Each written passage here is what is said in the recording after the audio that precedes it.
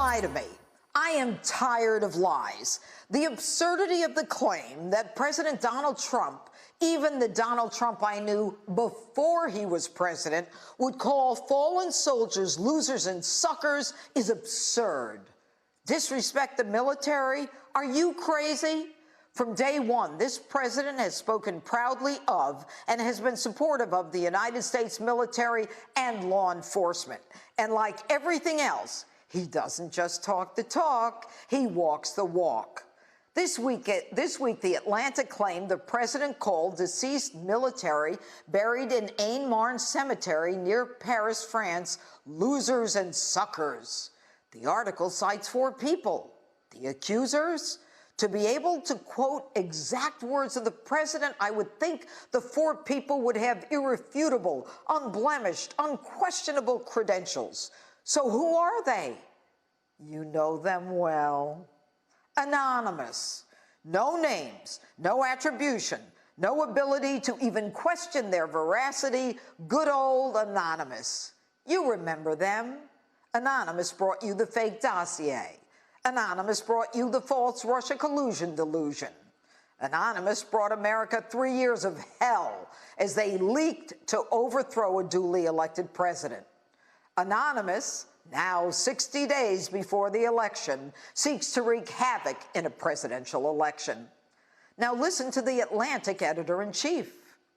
Did they explain their thinking as to why they wouldn't put their names to these accounts? They don't want to be inundated with angry tweets.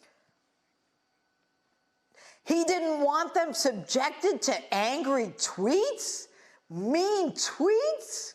Really? Go hide in a bunker somewhere. In a trial, the behavior of an individual, what he does, is often admitted to counter allegations inconsistent with that behavior. This president fought for an astounding increase of $738 billion in national defense to protect our military, whittled down and demoralized during the Biden years. Such was crucial to our country, which faces increasingly dangerous times with the ascension of China's military might paralleled with our own military suffering enormous cuts. So what happened here? It was November 2018. The president was in France to celebrate military anniversaries. One visit to Aisne-Marne Cemetery was canceled because of the weather. The Atlantic alleges through those trusty anonymous sources that the president canceled the visit because, quote, the helicopter couldn't fly. The Atlantic states the helicopter couldn't fly excuse was a lie. Really? Don't lie to me. We have concrete, demonstrable evidence that conclusively refutes this. Here is the email sent that day. Look, the helicopter really can't fly.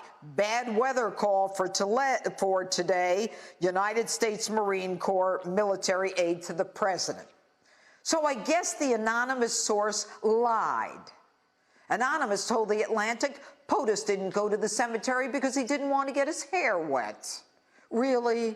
Well, then please explain why the next day President Trump is at another ceremony under the rain on the same trip, and explain all these other photos in the rain.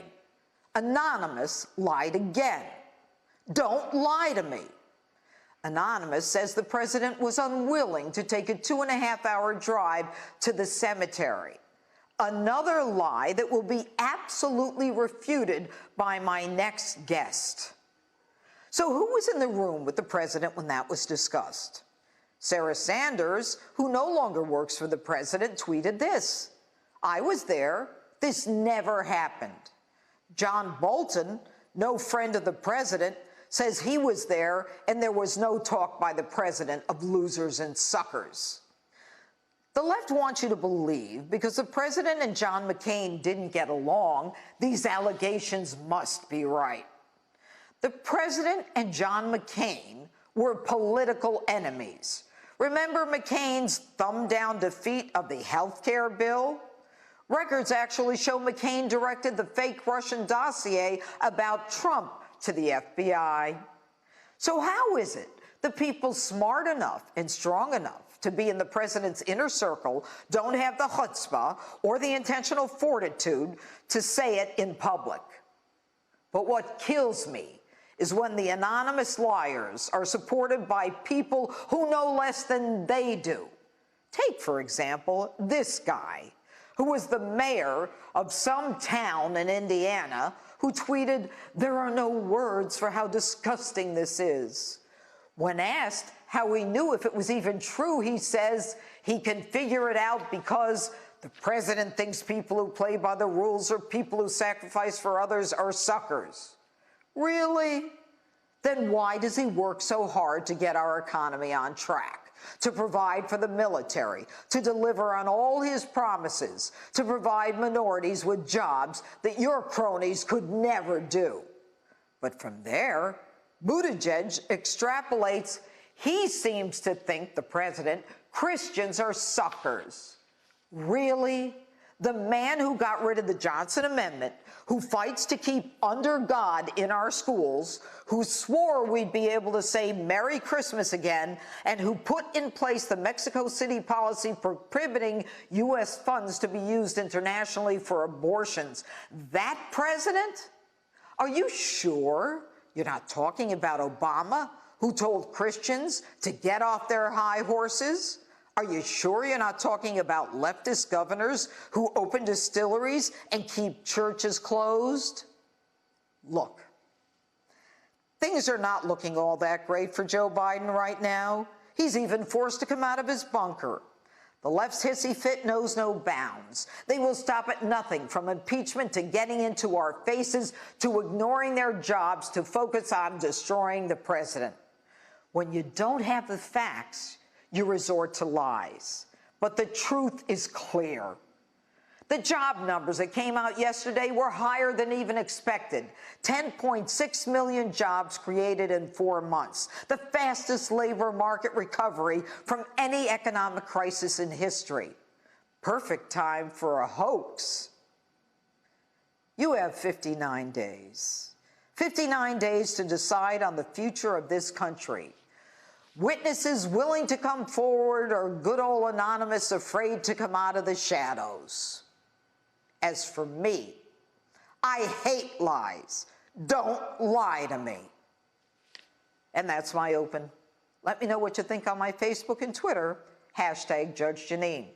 And if you like my opens, you'll love my new book, Don't Lie to Me, available for pre-order right now.